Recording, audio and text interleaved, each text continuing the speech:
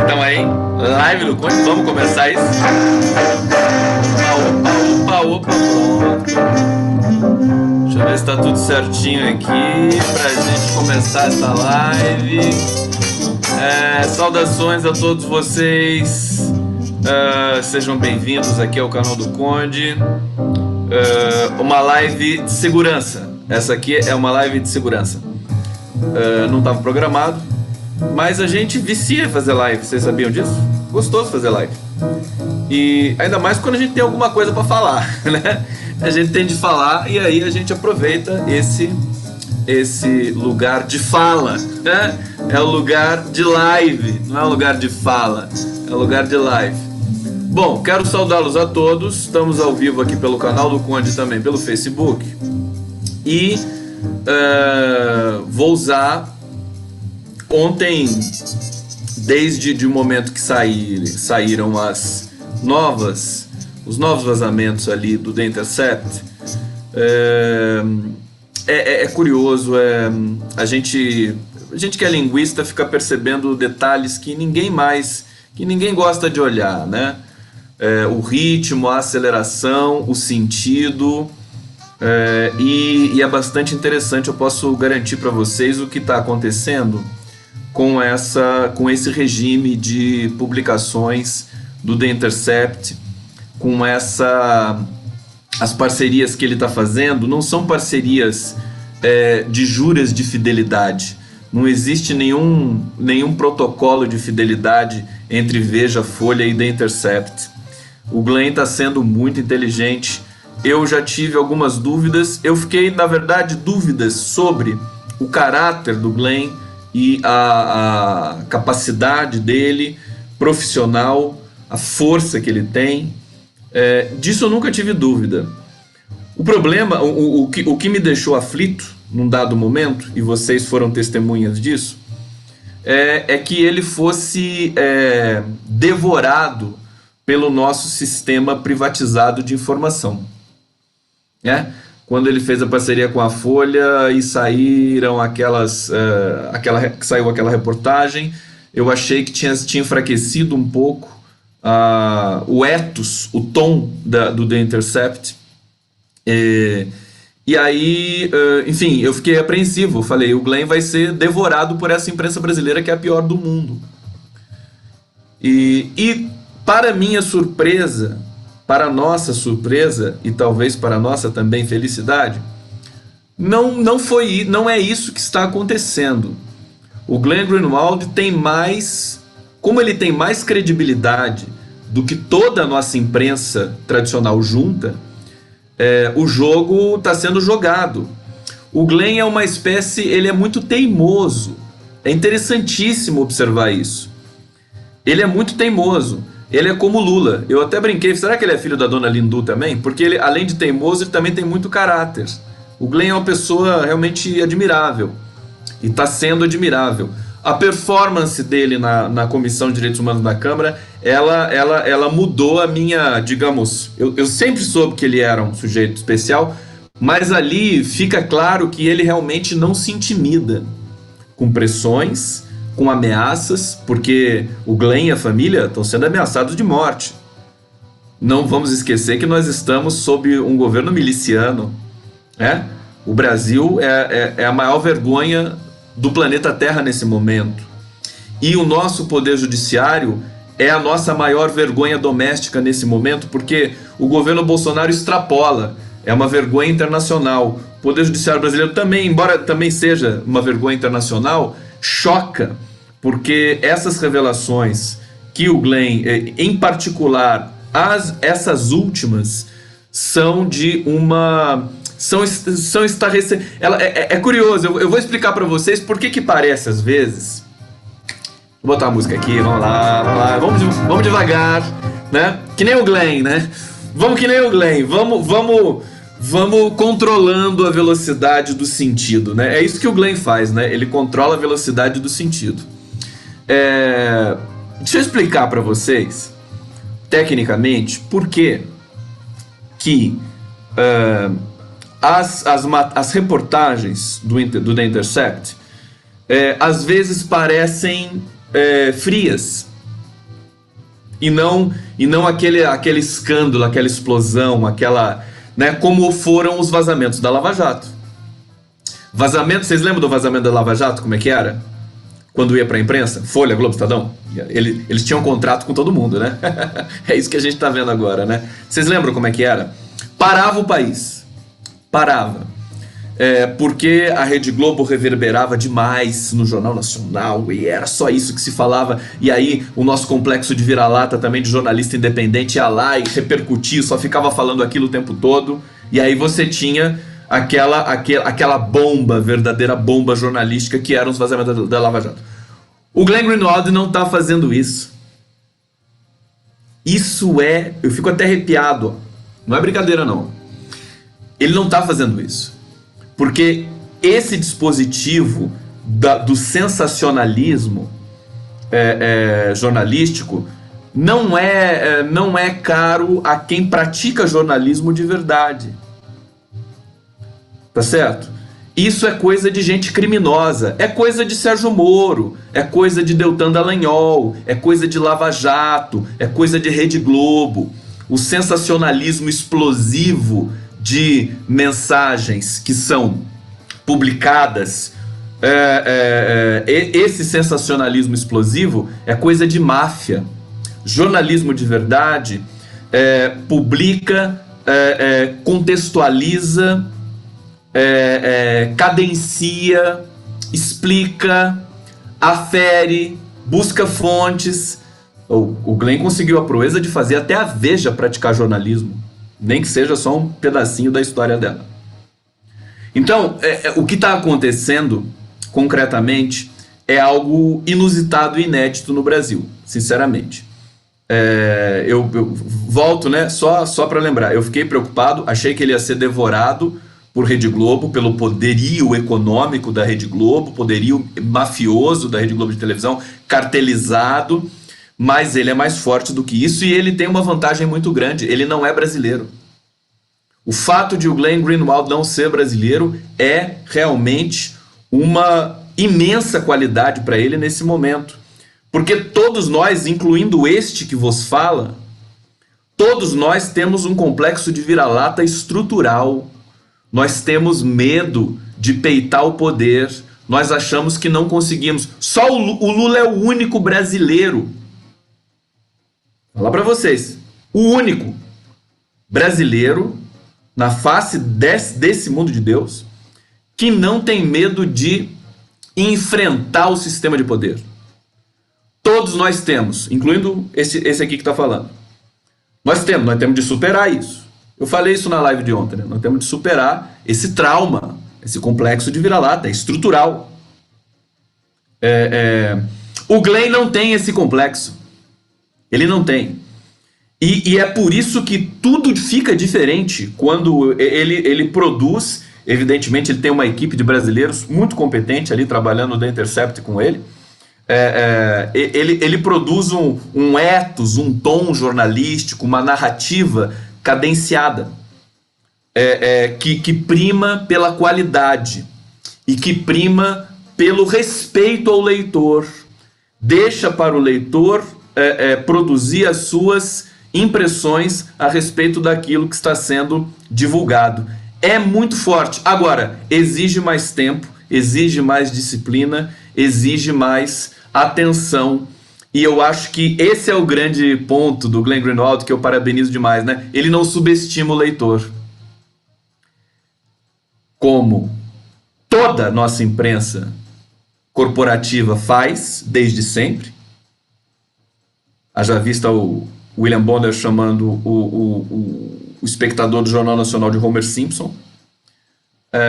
Mas é isso, né? O jornalismo tradicional ele formula suas técnicas de redação na base da facilitação, porque ele pressupõe um leitor idiota, que são os leitores que eles têm. Folha de São Paulo, Veja, Globo, Estadão, são todos leitores precarizados.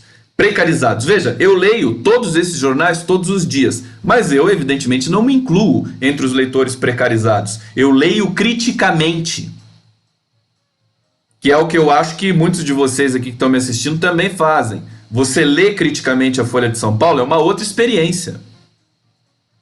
Você tem de fazer, como diz o Mário Vitor Santos, você tem de exercitar o seu ceticismo. O ceticismo, ele está no lugar errado no Brasil. O ceticismo não é para ser aplicado à política, pura e simplesmente, socialmente falando, historicamente falando. O ceticismo é para ser aplicado ao embate de ideias, ao debate. Você tem de duvidar do seu adversário, do seu outro, inclusive de si próprio, para você produzir enunciados com alguma qualidade. E que estejam, digamos assim, inseridos num universo de debate público concreto, para que você produza avanços, digamos assim, do ponto de vista das políticas públicas, da argumentação, da compreensão social, da percepção de mundo. Voltando, o Lula é o único brasileiro que não tem complexo de vira-lata. O único. Isso é impressionante. Esse é um ponto que a gente deixa guardado. Acho que esse fato, essa constatação, merece uma atenção reservada para um momento específico, né? O Lula é o único brasileiro que não tem complexo de vira-lata. Isso, para mim, é muito forte, significa muito. Bom, o Glenn Greenwald está nessa mesma tocada, porque ele não é brasileiro, inclusive. Então, ele está cadenciando as informações. Ele não está sensacionalizando. As informações, elas estão arranhando o noticiário. Ganham um pequeno destaque na Folha, outro no Estadão, assim, bem de leve, na Veja, né? Os sites ditos progressistas e independentes vão reverberando, etc. Inclusive até muito mais, né? Acho que muito mais do que o próprio Intercept, né? Quem repercute mesmo, sem nenhuma parceria firmada, né? Aquilo que o The Intercept vem publicando é a cena digital do jornalismo independente, que é o melhor jornalismo praticado no Brasil, diga-se de passagem. Com todos os problemas, hein? Com todo o complexo de vira-latas que nós temos também. É o melhor jornalismo praticado no Brasil. Eu fico indignado quando alguém acha que a Folha de São Paulo pratica jornalismo. Que a Veja pratica jornalismo. Não, a Veja e a Folha de São Paulo, no caso do The Intercept, sobretudo, estão sendo hospedeiras, né? É uma aberração, né? Existe uma matéria jornalística dentro da Folha. Isso é muito simples de entender também, porque a cobertura desses jornais sobre a viagem internacional do Bolsonaro, a comitiva, depois da cocaína, depois do nióbio, depois da humilhação, depois de cancelamento de encontros, depois do pito que ele tomou da Angela Merkel, do Emmanuel Macron, eles fazem uma cobertura absolutamente pusilânime, uma cobertura incompetente. Eles têm jornalistas lá. Agora, o peso editorial é muito forte e eles não estão dando a menor noção do que está acontecendo no exterior. Se fosse o Lula que estivesse no exterior, quando o Lula ia para o exterior, o Lula era aclamado, era o cara mais adorado por todos os chefes de Estado. A imprensa só noticiava notícia ruim, mas não tinha uma boa. Uma, quando o Lula ia para o exterior. Vocês se lembram disso? Vocês se lembram disso? Veja, é um papel miserável. É o pior. A imprensa brasileira, Folha, Globo, Estadão, eu digo na cara de vocês o tempo todo, sem medo. Eles sempre produziram um péssimo jornalismo, a pior qualidade de jornalismo da história da humanidade. Mas agora eles estão expostos. Eles estão expostos porque justamente eles têm o pior presidente da história. E eles estão protegendo esses presidentes, esse presidente. Eles estão protegendo, assim, na maior tranquilidade. O acordo entre Mercosul e União Europeia, ou entre União Europeia e Mercosul, o Nassif falou ontem, o hangout dele está muito bom. É através desses acordos que países ganham hegemonia. Foi assim que a Inglaterra ganhou hegemonia, segundo o Nassif. A explicação dele é esplendorosa. Vejam lá no canal GGN depois, quando tiverem um tempinho. E na questão de Portugal, né, da exportação do vinho, o que você define vai ser o vinho? Você vai tirar a taxação de que produtos, quais produtos. E aí, basicamente, o Nassif diz assim: o que é simples, todo mundo entende isso. Uma criança de 6 anos entende isso. E muitos economistas neoliberais com doutorado em Harvard, brasileiros, não entendem. Né? Não entendem. Qual que é o detalhe dos acordos de livre comércio e desses acordos com blocos gigantescos, como, por exemplo, Mercosul e União Europeia? o que é produto primário e o que é produto industrializado, basicamente. Então, se você tira a taxação do produto primário, né, se um bloco, como a União Europeia, parece que esse é o ponto, né? Ela diz assim, não, eu vou importar o que você... commodities, eu importo todas as commodities, vamos tirar as taxas e a gente precisa. E aí eles exportam os produtos manufaturados industrializados. E aí o que acontece? Toda a tecnologia desenvolvida neste bloco econômico. E toda a pobreza é gerada no outro bloco econômico. É assim que as pessoas ganham espaços no tabuleiro do xadrez geopolítico internacional desde que o mundo é mundo. Americanos é o mesmo caminho. Mesmo caminho. Tem gente que explica assim, por que os americanos são tão ricos e o Brasil tem essa situação, né? O Brasil também é importante, mas por que essa diferença tão grande? Por que os Estados Unidos mandam no mundo todo? Porque eles são protestantes? Tem gente que diz que é porque eles são protestantes, que tem outra compreensão do trabalho, né? Porque os católicos têm uma compreensão, e nós nem já somos tão católicos assim, mas tem uma compreensão de que a salvação está depois da morte. E os protestantes não, eles têm a noção de que você trabalha, produz riqueza e a sua salvação é aqui mesmo na terra. Ora, uma sociedade assim vai produzir riqueza, evidentemente, do ponto de vista ideológico, né, do ponto de vista do discurso, eles estão muito mais propensos a produzir riqueza e poderes, e poderio, né, econômico, intelectual, etc. Mas eu não sei se a explicação é essa. Acho que essa explicação é simplista. A explicação é o quê? Acordos internacionais. Acordos internacionais. Os americanos também fizeram um acordo com os ingleses, do qual eles tiraram muita vantagem. Os ingleses tiraram vantagem até certo ponto e depois os americanos começaram a tirar vantagem, sobretudo depois da Segunda Guerra Mundial. E aí eles ficam donos do mundo, né? Por várias outras razões complexas que estão ali subscritas. Mas o dado é que um acordo dessa monta, e aí eu quero dizer o seguinte, ele define o futuro, as próximas décadas de desenvolvimento econômico de um lado e de outro. Agora, qual que é o dado? Nossa imprensa está batendo palminha pro acordo, sem nem ter lido direito ainda. Eles estão batendo palminha. Só manchetes edificantes, depois de 20 anos, né? Mercosul. Ninguém explicou isso direito ainda. E, aparentemente, é só você fazer as contas. Quem está negociando o acordo para o Brasil? Ernesto Araújo, o pior diplomata da história brasileira que envergonha o Itamaraty. A Damares Alves estava lá com ele. Olha o nível. Então, os europeus, eles podem ser tudo. Eles podem querer preservar o meio ambiente, eles podem ser muito fofinhos, mas eles não são idiotas. E eles estão aproveitando, e essa é a tese do Celso Amorim, eles estão aproveitando que o Brasil, a Argentina também, mas sobretudo o Brasil, que é a maior economia do Mercosul, está sem governo. Está sem soberania. Ora, qual é o melhor momento para se firmar? Por que fizeram acordo? O Lula tentou fazer esse acordo todo o seu governo. A Dilma nem tanto. Mas tentou-se fazer esse acordo, porque tinha de fazer um acordo que fosse, enfim, interessante para ambos os blocos. Como agora nós não temos soberania e a compreensão desse governo... Gente, eu vejo o general Heleno, eu vejo o gestual, a linguagem corporal dele, e quando ele fala também, o que nós precisamos, inclusive, tapar o nariz, é absurdo a baixa qualidade desses militares que o Bolsonaro levou pro governo. Ele pegou os piores militares possíveis, os mais incompetentes, os que envergonham a farda. Ele levou essas criaturas para o governo dele, porque esse é o parâmetro de convocação do Bolsonaro. Ele pega o pior que existe. Qual que é o critério máximo deles? É assim, odeia o PT? Vem, né? Ricardo Salles.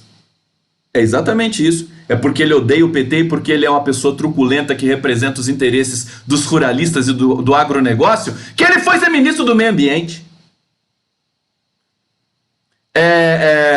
Quem mais? O Ernesto Araújo, outro que detesta o PT. Vem pra cá. Aí tem a chancela do Olavo de Carvalho. Né? Gente, a coisa é grave. Bom, tem vários níveis de análise nesse momento para falar para vocês. Deixa eu botar a música aqui, porque eu tô começando a ficar nervoso. E aí, quando eu começo a ficar nervoso, eu tenho que botar uma música, né? Para não ficar muito nervoso aqui com vocês, aqui na live do Conde. Mas o que eu quero destacar com vocês, eu vou ler o chat daqui a pouco. São várias coisas acontecendo ao mesmo tempo. Nós estamos num momento bom, né? Porque um momento de destruição, de desmascaramento desse governo, da exposição da vergonha internacional do Brasil, da exposição do Sérgio Moro, dessa prevaricação em vertigem do Ministério Público brasileiro. É muito vergonhoso e eu vou analisar com lupa agora esses vazamentos que vieram à tona de ontem para hoje. Mas o fato é que os bolsonaristas e os moristas, eles estão num momento muito defensivo e eles são muito covardes. E eu estava reivindicando aqui com todos vocês, meu amigo Fabiano Leitão defende essa tese, ele é um cara porreta que está o tempo todo na rua, tocando o trompete dele, não tem medo de nada. Ele tocou berrante na micareta fascista e ninguém entendeu nada. Com boné do Che Guevara, ninguém entendeu nada. Porque os bolsonaristas moristas, eles são acima de tudo idiotas. Eles são burros. Eles estão sufocados pela própria ignorância. E são covardes. Se nós irmos para disputa nas ruas, a gente coloca todos eles para correr. Eu não tenho a menor dúvida disso.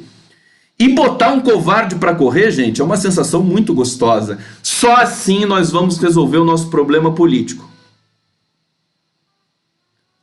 Nós temos uma espécie de retribalização. Hoje uma amiga minha usou esse termo, né? Retribalização dos processos históricos. Se a gente não botar para correr, a gente não pode deixar uma pessoa defendendo o Bolsonaro na rua. Não pode deixar mais. Já passou esse momento. A gente foi conivente demais com tudo isso, vocês não concordam?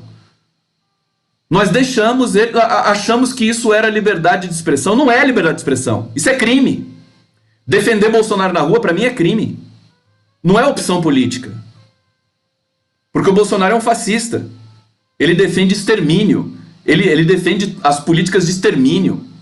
Ele já disse várias vezes que quer matar 30 mil. Então, por que nós temos de ter dúvida sobre isso? Por que nós temos de ter dúvida de botar para correr um povo desse que sai na rua achando que está fazendo manifestação popular? Sem condições. Então eu acho que o momento é esse. O momento é de inflexão. Por exemplo, eu tinha sugerido uma trollagem. A gente pode começar trollando com um senso de humor. Pega um helicóptero, enche de farinha e joga em cima daqueles animais lá da Vida Paulista.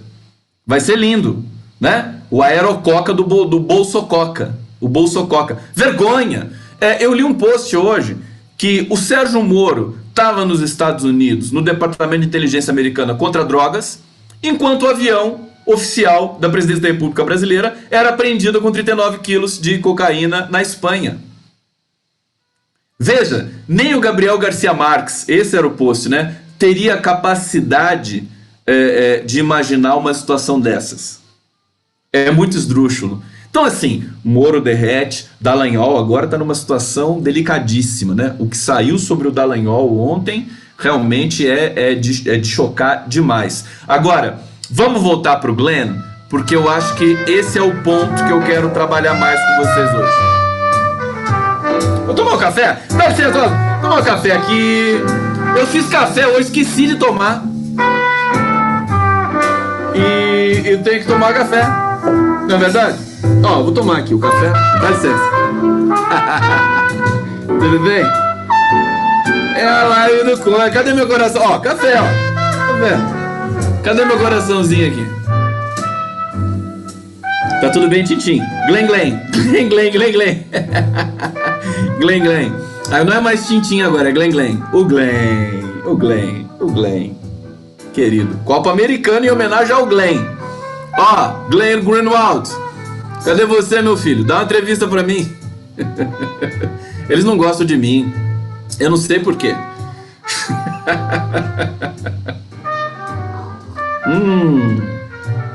Ah lá, tem gente reclamando já. Tem gente reclamando que eu tô usando adoçante aqui. Me deixa. Me deixa. Que isso? Duas gotinhas só, qual o problema? Que coisa isso? Vamos lá pro chat. Deixa eu ver o que vocês estão falando aqui. Olha só, quantos corações aqui. Olha, vamos ler? Diogo Pereira. O general Heleno tem um discurso concreto, aquele que justamente mostra que ele é. Ele não tem a capacidade de produzir um discurso figurativo para esconder sua maldade. O general Heleno é impressionante. Ele, inclusive, quer dizer, ele é frágil, né? Uma criatura fragilizada. A charge que o Arueira fez dele, acho que é emblemática, né? É o que de pior. Nem na ditadura militar a gente viu militares tão precarizados assim intelectualmente. Uma vergonha. E ele tem esqueleto no armário, porque é aquela... Como é que se diz? Aquele episódio lá do Haiti tá sem explicação até hoje, e a ONU já disse que aquilo lá foi genocídio patrocinado, liderado pelo general Heleno. Tem muita gente que tem de ir pra cadeia depois desse processo pesadelístico que o Brasil está vivendo, né? Maria José de Queiroz, eu já acho que Merkel, Macron quiseram amarrar a questão ambiental ao acordo para afastar as ideias nefastas sobre o meio ambiente e o Trump avançando sobre a Amazônia. Heloísa Helena Dias Leite, todos doentes, colostomia cerebral, são aliados da ditadura, tortura, pedofilia, milícia, tudo de podre, são nazifascistas, entreguistas, golpistas. Eita, essa aqui é a Heloísa Helena? É, melhor que a outra lá, Heloísa Helena, bem melhor. Olha só, Sônia Pinto Camargo, Bozo disse em Nova York, nós não temos espaço para construir nada para nosso povo.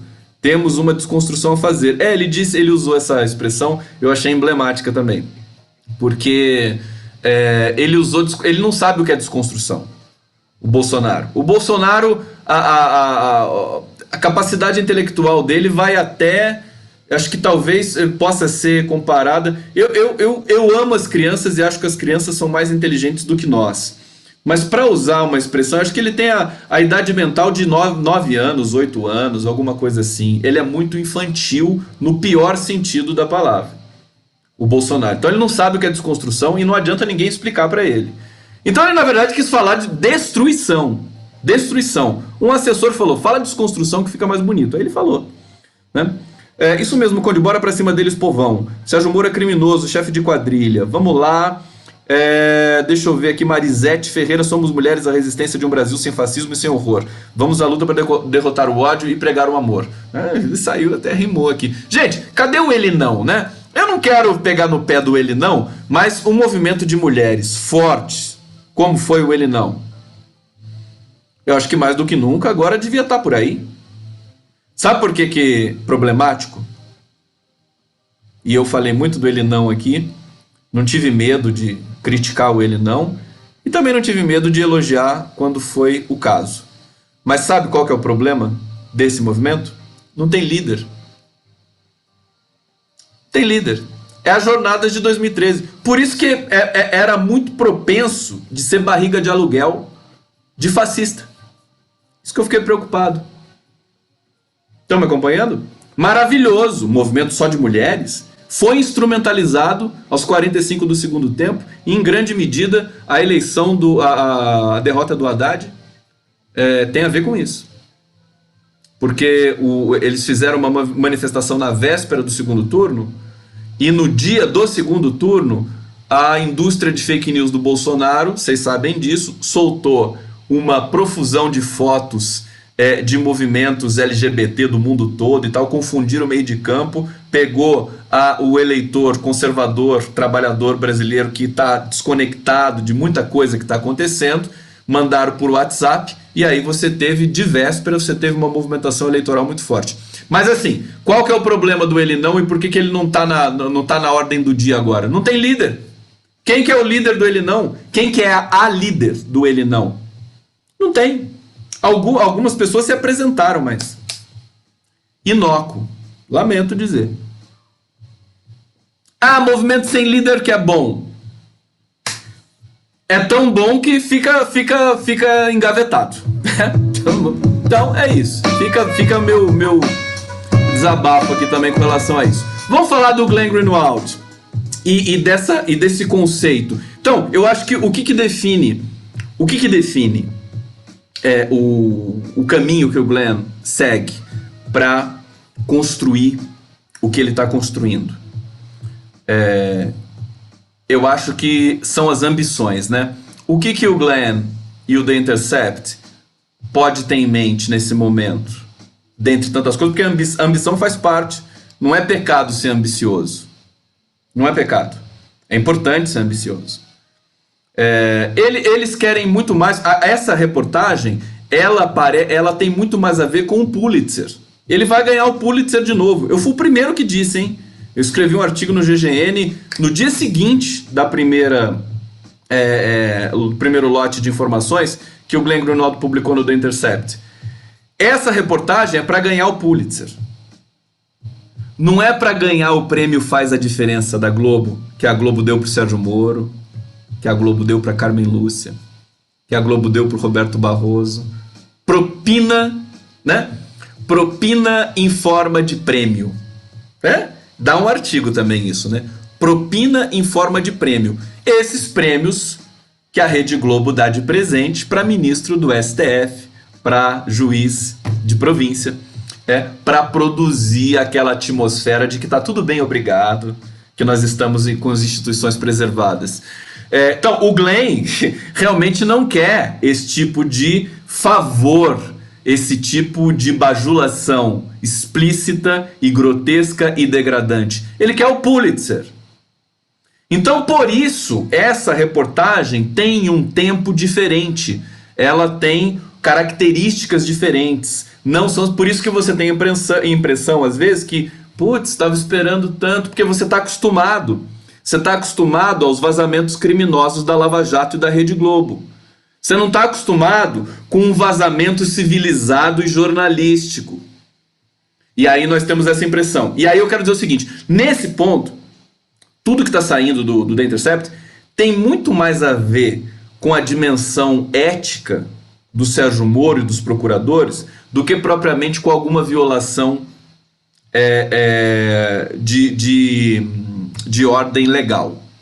Claro que tem também, mas vocês conhecem o mundo do direito e o mundo da argumentação sempre vai ter arestas aqui e ali. Ou seja, você não tem uma mensagem do Moro dizendo assim pro Dallagnol: ô Dallagnol, paga, eu tô te dando 100 mil reais para você dar pro Léo Pinheiro. Não tem isso lá. Mas aí que vem o pulo do gato. É melhor que não tenha.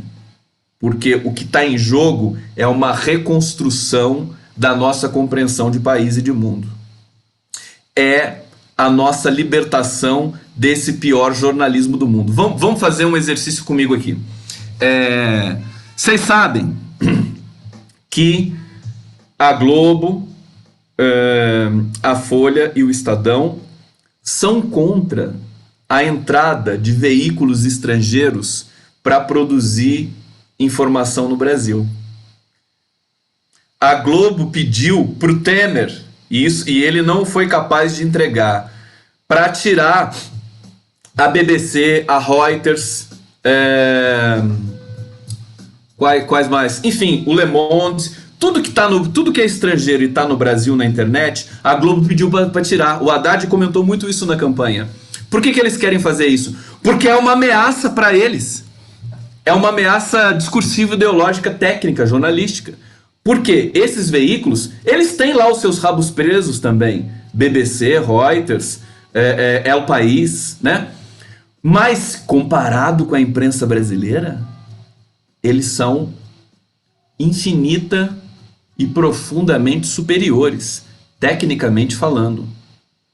Mais do que isso, eles não têm rabo preso político dentro do Brasil. Tem fora e tal. Mas dentro do Brasil, não. E aí eu pergunto pra você já pensou se o Brasil tivesse uns 12 Glenns Greenwalds produzindo informação? Não é? A gente teria outro país Então, a Globo não quer que tenha Glenn Greenwald no Brasil. O The Intercept foi alvo. Tá em despacho que foi enviado para o Michel Temer. A Globo, não quero essas pessoas aqui, eles não podem, é ilegal. Porque existe uma lei no Brasil que a informação produzida aqui tem que ser por grupos nacionais. Não pode ser por grupos estrangeiros. Uma lei velha, que não existe isso em lugar nenhum no mundo. Só no Brasil que tem essa jabuticaba aí. Então veja, o Glenn traz ele levanta essa, como é que é a expressão? Levanta essa lebre, né? Ele levanta essa lebre. Levanta essa lebre? Eu não sei se levanta esse coelho? Levanta esse preá? Levanta o quê? Fala pra mim! Vocês estão muito quietinhos! O que tá acontecendo com vocês? Cadê todo mundo que tá aqui? Cadê meu coraçãozinho aqui? Nessa live do Conde? Ora!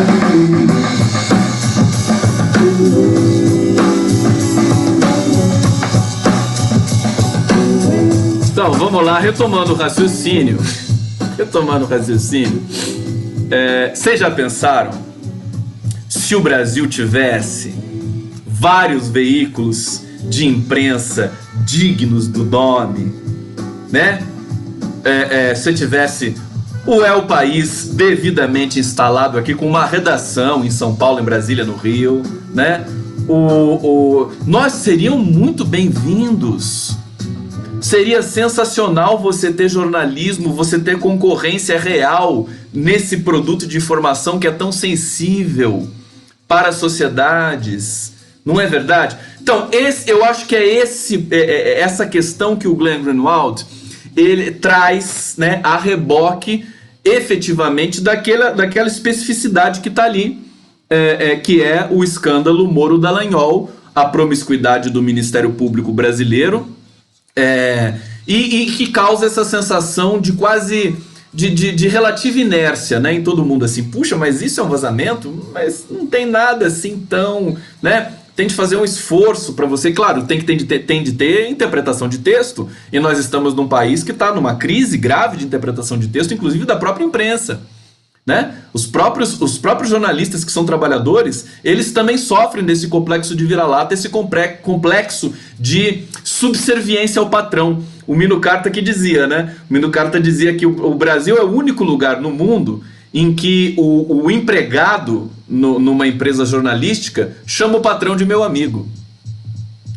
Isso tudo faz parte desse teatro, dessa mise-en-scène que faz com que nós tenhamos o pior jornalismo do mundo, né? Um jornalismo subserviente, pelego, atravessado por interesses da cabeça aos pés e totalmente desconectado da realidade social do Brasil. Por isso que o Lula é tão especial, ele furou também esse bloqueio. Vamos voltar para a matéria do Glenn. E para algumas coisas específicas que estão lá ditas, né? Em primeiro lugar, eu quero destacar com vocês o seguinte: por que esses procuradores não denunciaram o Sérgio Moro? Se o Sérgio Moro estava lá fazendo suas transgressões, por quê? Por que não denunciaram? Será que eles prevaricaram? Eu acho que isso tem a ver com a avacalhação que é a nossa justiça. A gente vê pelo nível das mensagens trocadas, inclusive português precário, né? O nível dessa mensagem trocada, o nível de prepotência. Afinal de contas, quem esses procuradores pensam que são? Na verdade, sabe qual é que é o pulo do gato ali? É por isso que esse conjunto de reportagens do Glenn Greenwald, que está no episódio 8, ele inclusive numera no The Intercept, né? 1, 2, 3, 4, 5, 6, 7, 8. Daqui a pouco vem o 9. O que é interessante ali é entender como esses procuradores se subverteram também ao crime que estava sendo corrido ali naquele momento e liderado pelo Sérgio Moro. Eles são cúmplices, são coniventes, né? E mais do que isso, eles estavam fazendo proselitismo nas mensagens do grupo do Telegram. Aquilo era pura hipocrisia. Por quê? Porque qual que é o pressuposto que está ali? A Rosângela Moro Parabenizou o Bolsonaro em rede social. É uma caipira mesmo. Vocês viram isso? É engraçado, é divertido, né? É uma caipira, né? A Barnabé da vida, né? Ela é mesmo, né? A Rosângela Moro. E o Moro também, né? República do Jeca, né? Juízo do Jeca. A gente adora o Mazzaropi, os jecas do Brasil inteiro, mas pejorativamente ao Moro e à Moura são dois jecas, né? Mas enfim, tá lá, desgaste político. Mas assim, qual que é o pressuposto desses procuradores, caras pálidas? Eles sabiam que o Moro perseguia o Lula, eles sabiam que o Moro perseguia o PT, eles sabiam que o Moro perseguia a esquerda, que era um político, que era um infiltrado, mas eles não queriam que o Moro se expusesse. Eles não queriam jogar tudo a perder. E aí eles não queriam certamente que o Moro fosse para o governo Bolsonaro. Ou que a esposa do Sérgio Moro ficasse parabenizando o Bolsonaro em rede social. Ou seja, eles estavam querendo falar assim, Moro, não faz isso, cara, porque pra gente continuar perseguindo o PT. Pra gente continuar, pra gente dizimar a esquerda do país. Não dá bandeira do crime. Veja, os procuradores ali, ninguém está falando isso. Os procuradores ali naquela conversinha, eles estão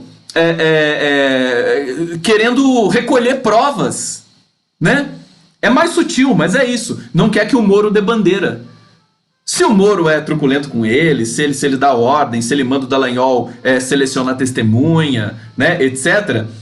Isso aí, para eles não tem o menor problema. Não tem o menor problema. Você vê que o Ministério Público Brasileiro está estuporadamente, de maneira extravagante, politizado. Eles só pensam em política. Não existe nenhum princípio mais no Ministério Público Brasileiro. Que vergonha. Evidentemente, eu conheço procuradores que são dignos, são vocacionados.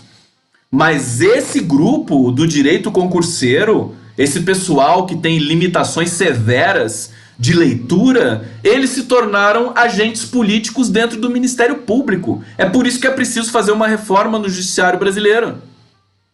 Eu acho que é isso que está colocado ali pelo The Intercept. É por isso que o Glenn Greenwald vai ganhar o Pulitzer e não o Faz a Diferença. Não vai ganhar o prêmio da Globo Faz a Diferença, que é prêmio para calar a boca das pessoas. É uma reportagem que ela vai durar no tempo, ela vai trazer muitas consequências políticas, ela agita o Congresso.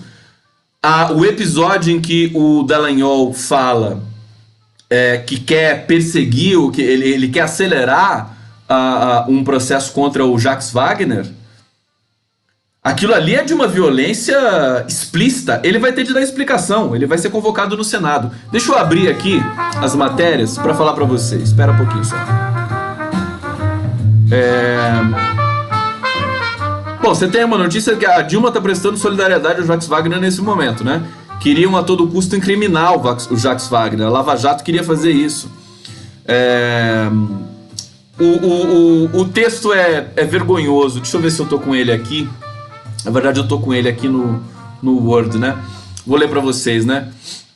Um procurador identificado como Ataíde, provavelmente Ataíde Ribeiro Costa, responde: as primeiras quebras em face dele não foram deferidas, mas novos fatos surgiram e eles iam pedir reconsideração. Estou falando do Jacques Wagner. Isso é urgentíssimo, tipo, agora ou nunca, kkk. Olha o nível do Deltan Dallagnol. Agora ou nunca, kkk. Quer dizer, tem que fustigar o Jacques Wagner antes que seja tarde. Antes dele tomar posse. A Taíde diz que isso não impactará o foro. O Deltan também era uma espécie de filhote de Moro, né? Ele aprendeu bem com o Moro a transgredir os protocolos legais ali, enfim, de um suposto Ministério Público ideal e ético, né?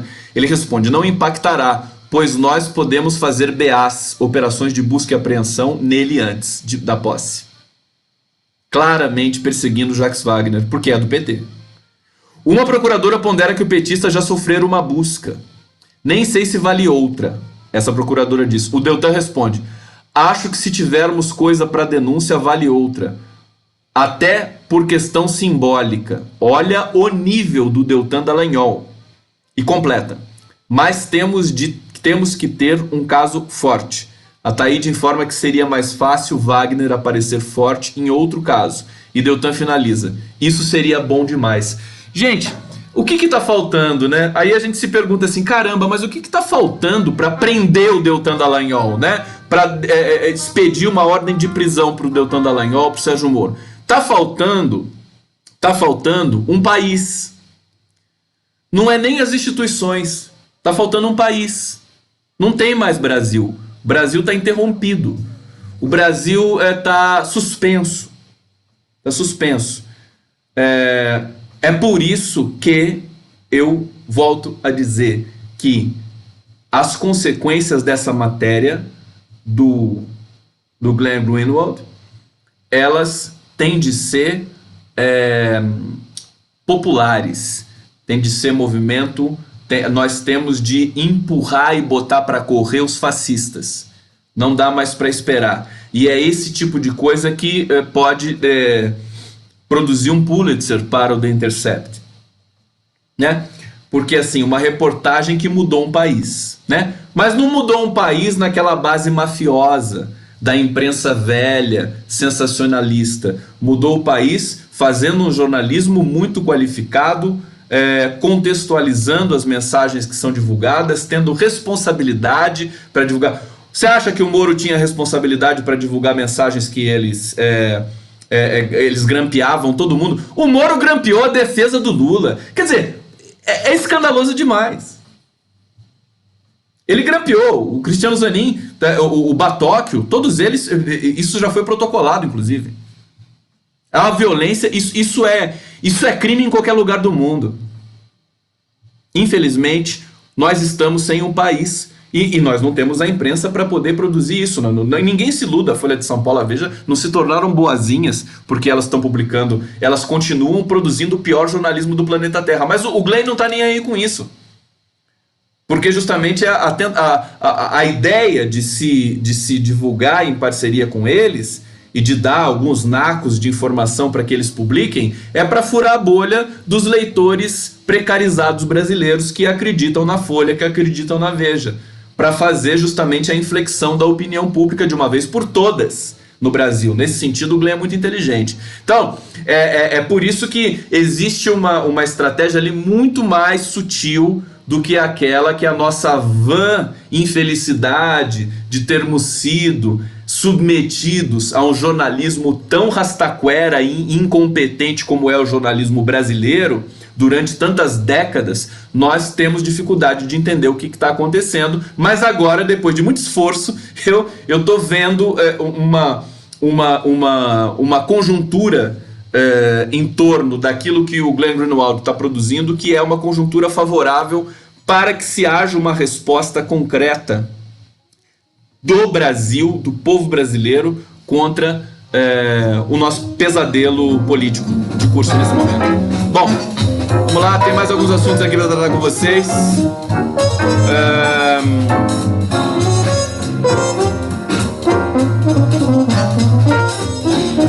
Tem um detalhe que eu acho interessante, né?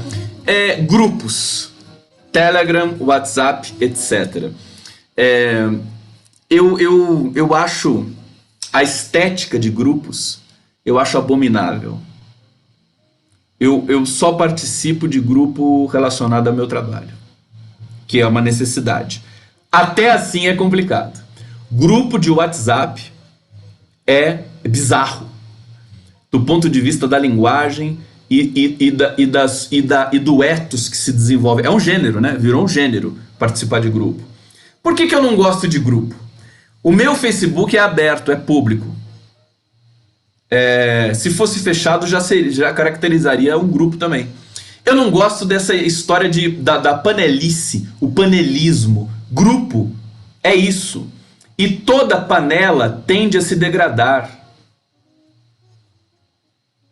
E tem mais uma coisa. Você participa de um grupo no WhatsApp ou no Telegram, você tem de ser muito idiota da vida e pancada da cabeça para achar que aquilo vai ser preservado em sigilo. Será que ninguém conhece o ser humano aqui entre nós?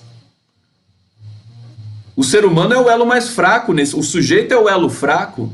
Ele vai vazar, ele vai printar, ele vai, se um grupo tem 6 pessoas, que é minúsculo, já é uma multidão nesse sentido, para você ter informações vazadas dali.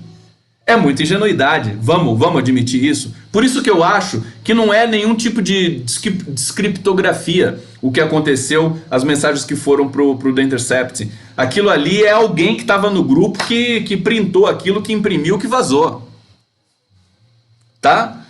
Mas isso é uma outra discussão. O que eu quero dizer é o seguinte: essa estética, né, de grupo, né, esse paradigma, eu acho isso abominável, isso é horrível. Nós, inclusive, justamente a antítese daquilo que deveria ser elaborado dentro de um poder judiciário, onde todas as conversas deveriam ser públicas, todas as tratativas. Não tem tratativa privada no poder judiciário. Tem uma confusão muito grande que estão fazendo. Grupo de WhatsApp, de Telegram, dentro de Ministério Público, subgrupos, isso deveria já ser tipificado como crime. Você não pode ter grupo. O fato de ter um grupo com um juiz e com um procurador... Por que o Cristiano Zanin não estava nesse grupo? Por que a defesa não estava no grupo? Isonomia, pelo menos. Então, não estava porque a defesa do Lula, o Cristiano Zanin, é correto.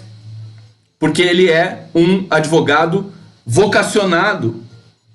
Um cara que compreende aonde ele está. Vocês entendem que o problema vai muito além disso? Então eu acho que essa coisa do grupismo, o grupismo eu acho um horror. Eu acho que o bom são as mensagens trocadas face to face. As pessoas que trocam mensagens entre si. Facilita demais, é um puto instrumento de trabalho jornalístico também. Agora, grupo, isso sempre vai ser conspiratório. Qualquer grupo é conspiração. É um aparelho, né? Literalmente um aparelho de resistência. Pode ser até de resistência. Mas o detalhe é que descamba. Descamba pra futriquinha, pra fofoquinha, pra diz que me diz. É horrível. Horrível. Eu me recuso, entendeu? Às vezes eu me coloco no grupo e tal, eu nem vejo direito, porque também não tem tempo. Você já pensou? Ver a quantidade de coisas, você perde 50% da tua vida só pra ver o que está sendo publicado nos grupos lá e tudo mais. Então não faz sentido. Acho que é um instrumento de trabalho. E olhe lá. E olhe lá. Por exemplo, eu me lembro do Florestan Fernandes Júnior dizendo... Deixa eu tomar mais um golinho de café, dá licença. Tá acabando. Tá quente. Ó, ele disse assim, que tem um amigo que é juiz e que quando ele conversa com qualquer pessoa ligada a um processo, a um despacho, ele chama alguém para testemunhar a conversa. Porque ele não pode se dar o luxo de ter conversas privadas, sigilosas. Ele pode se incriminar com isso. Então, ele tem consciência do que ele está fazendo. É por isso que eu acho que tem uma confusão muito grande. Essa coisa. E também acho que também é um processo de costumes que nós precisamos produzir algum tipo de alerta. Eu não quero ser totalitarista. Não pode mais. Não é isso que eu estou defendendo.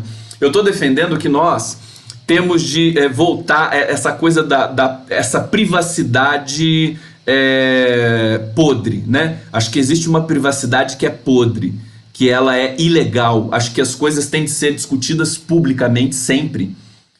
Aliás, a plataforma pública, o cenário público é uma garantia que você tem para defender a sua conduta correta. Por isso que eu sou extremamente...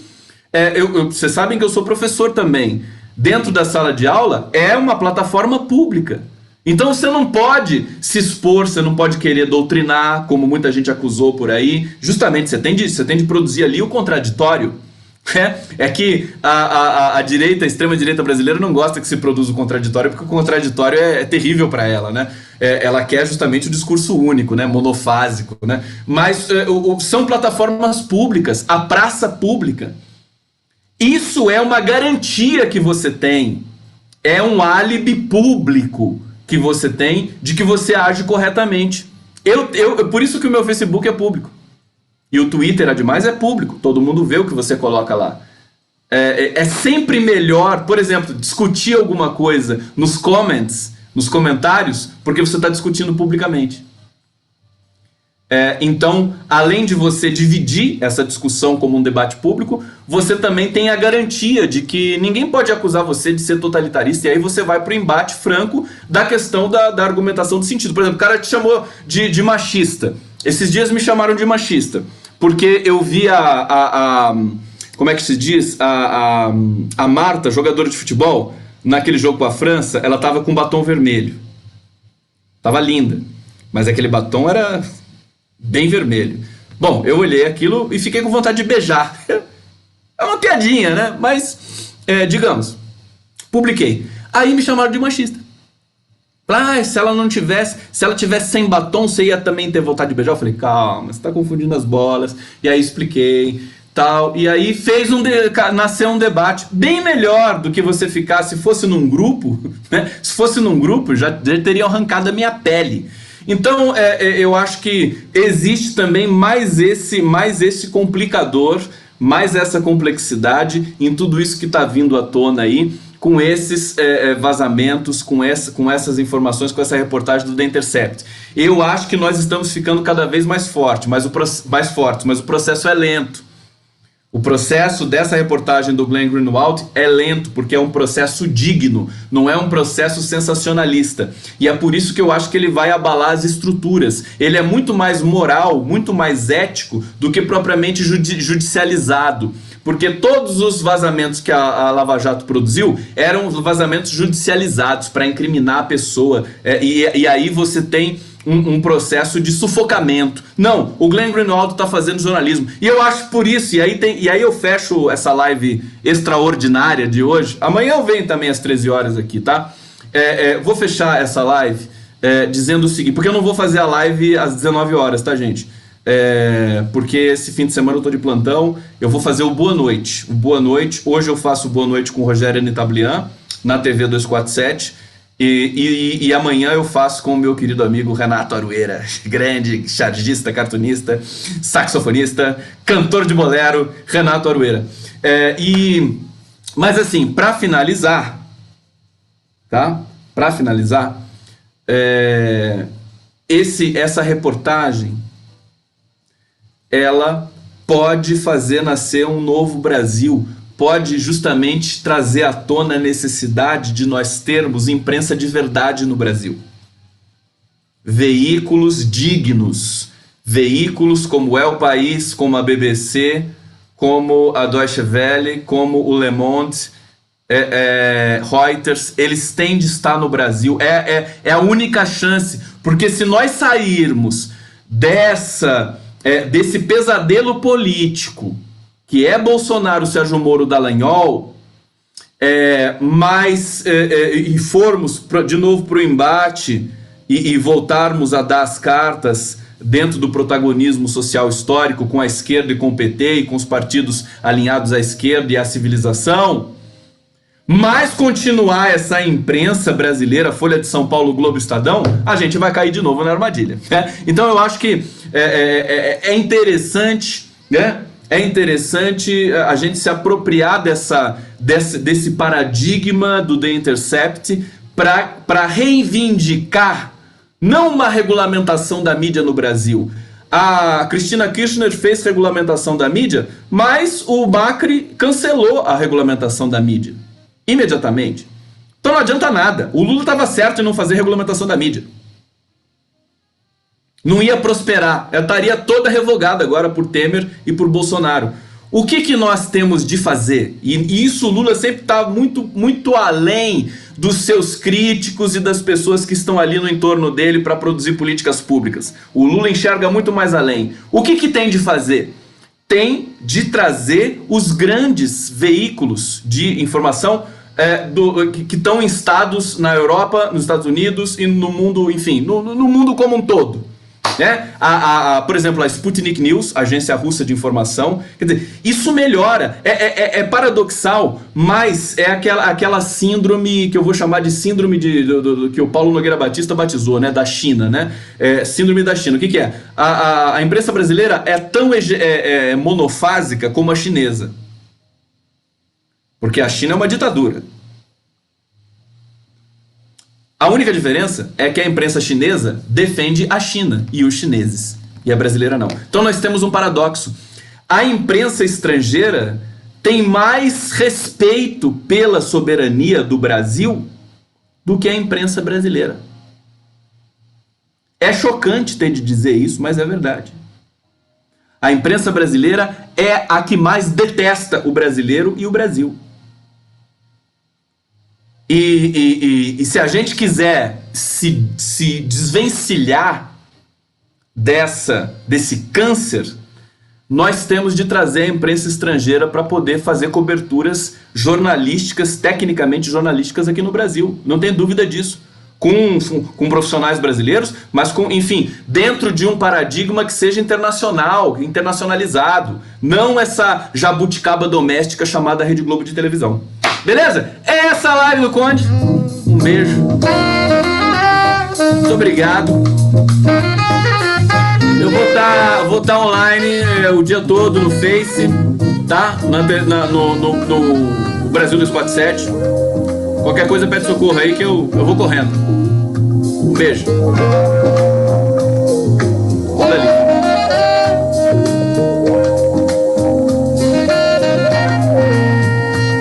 Cadê meu coraçãozinho?